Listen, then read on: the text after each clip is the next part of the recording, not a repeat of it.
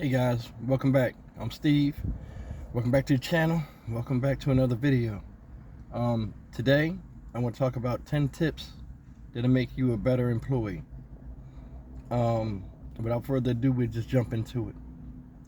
Number one, the first tip to be a better employee is you have to be a team player. Can you work as a team? Can you show that others that you can fall in to the format of how things go at the job, how things are run? Can you follow rules? Do you take smoke breaks, or do you go out on break and you're always the last one coming back? Or they'll tell you guys something to do, and as soon as they turn their back, you the first one to be like, I ain't doing that. I ain't doing this. There's a lot of people out there that are like that. Are you that type of person? If they give you a project, no matter what type of job you are, can you follow the rules? Just basically, that's why a lot of times a fast food job is good for kids when they start off. That's why you see a lot of teenagers, they get jobs and they do fast food jobs. In my opinion, it's good for a teenager to do something like that, because you have to work in a somewhat fast-paced environment, and you have to work as a team, especially in something like like a place like McDonald's, whatever, what have you. But can you work with others? And I mean, granted, some people can't.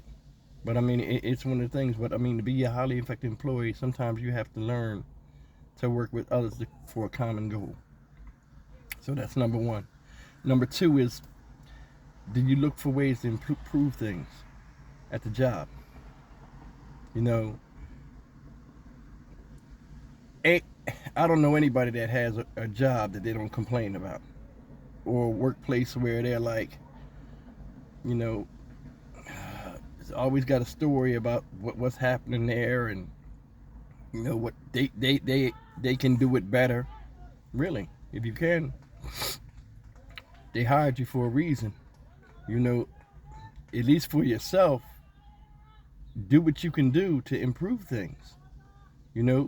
Maybe other people had the same idea you had. Just jump in and try to show that. I mean, you wouldn't work smarter, not harder. So I mean, it goes along that cliche. If you see something, speak on it. Try to improve it. I mean, it helps you and it helps the next person with you. Another thing I want to talk about, as far as being a better employee, are you a communicator?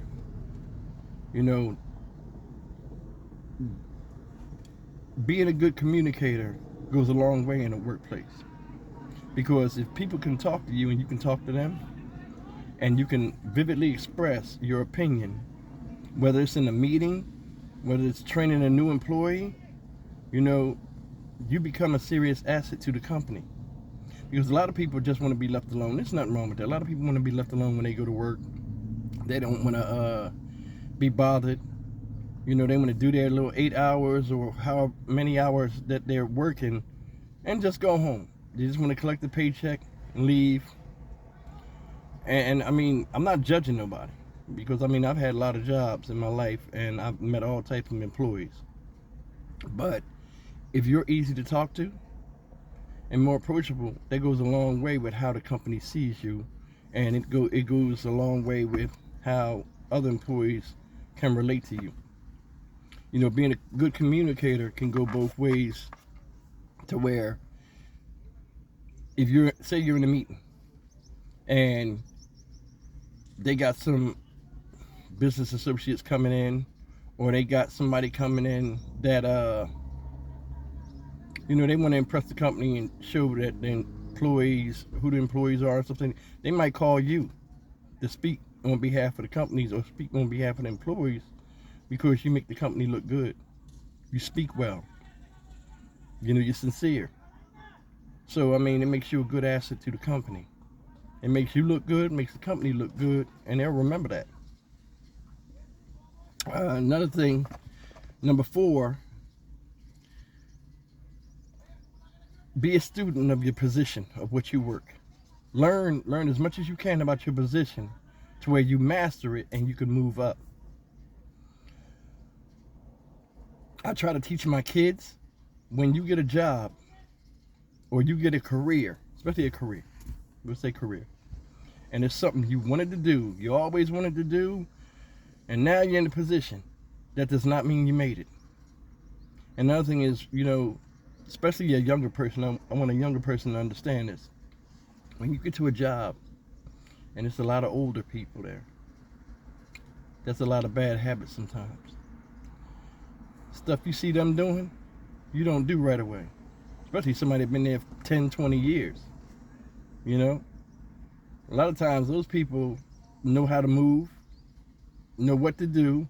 They work just enough the way they won't get fired, but they work just enough to where they're at the top of the level of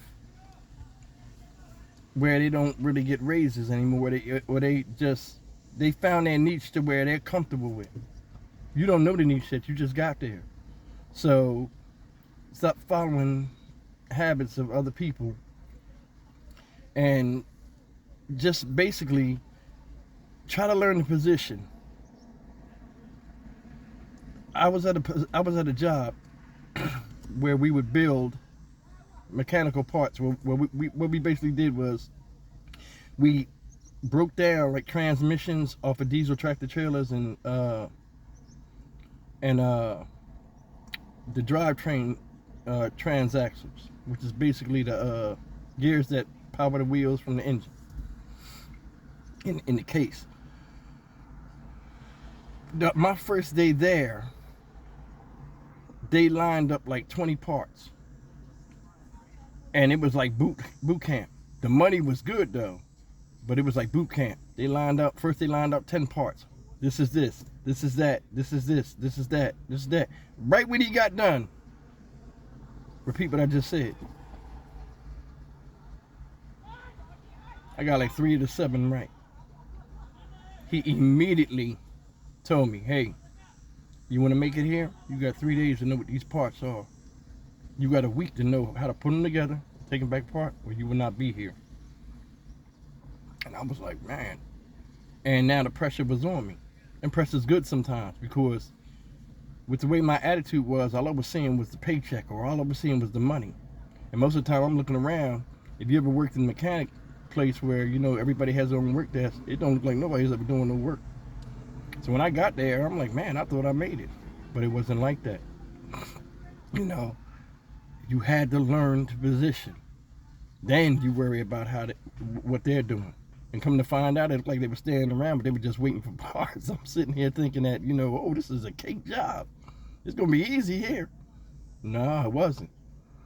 And if I hadn't caught on quick and I didn't have that guy mentoring me the way he did, I would have never made it. And it was an awesome experience. I loved working at that place. Loved it. When I say, be a student in your position, just master your position.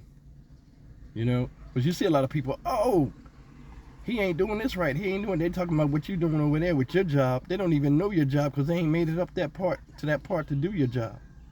Or they hired on for something over here, and they're not even mastering their job because they worrying about taking breaks, and they worrying about complaining about the job or other people at the job. They can't even focus on getting better at where they are and being more dependable, and being to where, the company's like, okay, you're too big for this position. Let me put you over here. It pays more money, and there's a lot less stress. They never even get to that point. Never even get to it. So that's one of the things you got to be aware of. It has its advantages. If you master the position you're working in, then you can move up. If not, everything else is just delusions of grandeur. You're just dreaming about it. And you'll be stuck in that same position that you're in right now until you either quit or they just get tired of you. Okay, this guy or girl, she's not trying to learn. She come in here, and then there's always going to be somebody better that comes along. Remember, people are getting interviewed all the time. Whether they hire them or not depends on your performance. Whether they want to roll the dice on losing you.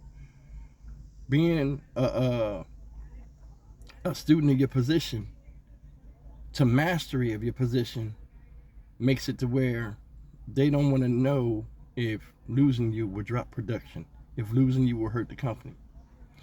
You know, so it's always something, you know, when you're working and you're trying to learn, you learn about the position, and then you're like, oh, okay, this is how it is. This, after a while, you'll get tunnel vision and just go with it. After that, all things, you know, become easier. And then you worry about, you know, okay, I'm getting bored with this position. Like, that goes back to being a communicator. Then you can talk and be convincing about, okay, you know, I want to move up. Another thing is, if you become a student in your position and you get really good at what you're doing, and then you don't even have to talk. They notice that. You think of supervisors, they watch. They don't say nothing. They watch. You know? So you might think you're working hard, you might work in this, but you might be missing one element out of what I just said about mastering something. And you might not think it's important, but to them it makes a world of difference. Because until you complete that step, you can't move to the next one. And you running around here saying, oh, well, I don't know what I'm doing wrong. I don't know this. I don't know that. They know. And if you want to know, it's nothing wrong with asking for a raise. It's nothing wrong with, but you got to have something to at the table. And all your cards got to be on the table. All of them got to be lined up, and they all got to be right before you even ask. You know, because people, I've been in jobs where people tell you straight up, hey man, you ain't getting no raise because you ain't doing this. Especially when I was young, you know, you're young, you think you know everything. Oh man, I'm doing the same thing as that man over there. He's 60 or this and that. I need to get paid the same thing as him. Really? That man been here 40 years. You've been here 4 months. Yeah, you got a young, fresh mind. You're faster than him and all that stuff, but he mastered the position. You haven't. You just mastered the action. When something goes wrong in another area or something like that, you can grab him and take him. We can't take you. And then they'll tell you like that, and then you'll be sitting there like, I'm looking crazy, and then you think your net worth with the company, not what you think it is. But I mean, I'm rambling off of that, but I want to go to the next point. The next point is, are you innovative? Can you bring an idea to the table that can help your position or the company, you know, get up to speed with a better way of doing things? Can you come in with an idea and say, hey, you know, such and such, we've been doing this for about 5 or 6 years and it's not working, but I've seen something on something. Maybe you might want to look into that. It could help us, because innovation makes it easy on you and it helps everybody else around you. It makes the job more enjoyable because you're not breaking your back. So I mean, being innovative is number 5. Number 6, and this is a big one. A lot of people don't like this one. Can you mentor somebody? If they bring a new employee in, can you say, hey man, we need somebody to train this guy? And this is big. A lot of you'll go through this in jobs, especially industrial jobs where you gotta pull weight. Hey, we got a new guy. Can we put him in your station and you train him? Man, I ain't training nobody. I don't get paid for that. That's the quote. I don't get paid for that. Let me tell you something. A lot of times stuff is working behind the scenes. They might have brought this guy in because a lot of times most people say, oh, they bring this guy in, and then you don't know the guy. What if the guy is hungrier than you? Now you feel threatened because you know in your mind you wasn't doing all the stuff that, you know, you might be slacking somewhat. So you might go, oh, I'll bring this guy in. He might take my job. Don't feel like that, because it could be a double-edged sword. What if the guy is coming in and they're training him for your position to move you up? But you won't know that, because when they talking amongst themselves, they're not going to tell you that. They're not going to tell you that. So it's one of those things. Don't let negative thoughts of your own self consume you. Because if you're doing what you need to do and you become a master of the position, if they don't pay you or they don't want you, guess what? Somebody else does. So it's a win-win. It's always a win-win with that. Number 7. Can you be a leader? Are you a leader? Now, a lot of people don't. It's gonna sound hard, but a lot of people don't want to lead. A lot of people don't have that leadership gene in them, and there's wrong. It's nothing wrong with that, because that's the case. Being a soldier would be bad. Can't everybody be a lieutenant, a captain, or a general? But there are different chains of commands, and a lot of people don't, want all that responsibility to be telling somebody what to do, or if something happens, it falls on them. And there's nothing wrong with that. I mean, everybody's different. But can you lead by example? Can you show others that I'm serious about my position? This is how I go about things, and this is how I feel they should be. By showing, not telling, not just running around, running your mouth and telling other people what they did wrong. Because if you can be a leader, I guarantee you, you will be moving up in echelons of employment really, really fast.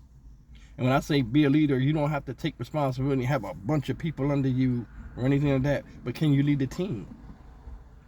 Can you get 5, 6, even 2 individuals other than yourself to work together like ants to one common goal, the way you can get stuff done? If you can, that's a very good trait in the workplace. So, strive, to be a leader if you can, if you want. And a lot of times, if you have a leadership quality, people will see that in your energy, and they'll come to you, hey, Steve, can you help me do this? Or, hey, can you help me do this over here? And they're not being lazy. They just trust you. Because they see in you the quality of strength. So that was number 7. Number 8.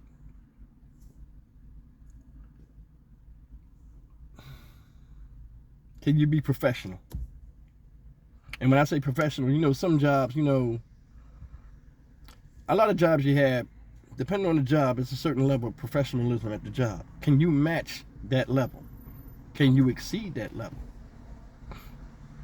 Can they bring someone from the outside in, an outside person that might want to come in and do something great for the company, or might want to buy the company, and the previous owner says, hey man, we got awesome employees here, they're happy, they're the work ethic is good, and this and that. Because I've seen a lot of times, we've been working, and you'll see business owners come in, and we won't know who they are. They'll come in to be a group of investors or a group of people that want to do something for the company, where they want to see how the company operates for future investments in the company. And they might, pull you to the side and ask you, hey, how can I say this? They'll pull you to the side and be like, hey, can we talk to your employees? And they'll be like, yeah. And the person pull you to the side. You don't know who this person is. And I'll say, hey, such and such, what do you really feel about the company? And they'll try to get real deep with you, like, hey, how do you really feel? Like, what's going on with the company? And a lot depends on what you say. Are you going to be truthful with them? How are you going to say it? Like, say you're in an environment and it's really messed up. And they come up to you and they're like, oh, Steve, or hey, John, how is it at the job? I want you to be honest with me. They do you like that. Boy, definitely honest. Because, it's money on the line. And it might be something to help you, because you don't know what's going on behind the scenes. So you always take things from a neutral position and be honest. Now, when I say be honest, I'm not saying go in there and break your level of professionalism and be like, man, it's messed up in here. Man, I wouldn't let my kids work here. Man, and then just start doing crazy stuff, start snitching and They be in the bathroom smoking cigarette. Like you don't, you see what I'm saying? You don't want to do that. That's corny. But you do want to be honest, and just tell them, hey, well, this is this and this and that. And it's nothing wrong a lot of times with asking somebody who they are before they ask you a question, because they came and asked you a question. Like, hey, no offense. I said, what is this about? You don't want to say, yo, man, who you? You might be sitting there talking to somebody, he might be the new owner and be lying to you like, oh, yeah. And then when you get in there, he looking at you like, now you know who I am. Now it's beef. But anyway, that's number 8. Number 9, are you dependable? I mean, we talked a little bit about this. Are you a dependable person? Do you come to work every day? Do you give BS excuses of why you can't come to work? Do you can they trust you around certain things like money, or which really comes down to trust, but like can they trust you around money? Like, hey, can you make this go make this deposit, or we need you to transport this and this and that. This worth a lot of money and this and that. Can we rely on you? Be reliable. Do you show up? Do you have a pattern of doing what's right? That is one of the traits at number 9 that goes a long way. If people can depend on you, say you want to leave, they'll do everything they can to keep you there, because there's not a lot of employers like you. And when you're dependable, a lot of times other employees will see that, and they want to get dependable too. That goes back to what I was saying earlier about leading by example. The last thing is, and it was covered back when we was talking about communication. It's basically, are you an approachable person? Can people come up to you and talk to you, or if they want to let you go, can they come to you and say, hey, Steve, we're going to let you go, or hey, Mike, you're not performing what we said, what we need you to do. It's lackluster. I'm sorry, we're going to let you go. Can they talk to you without having to call the cops?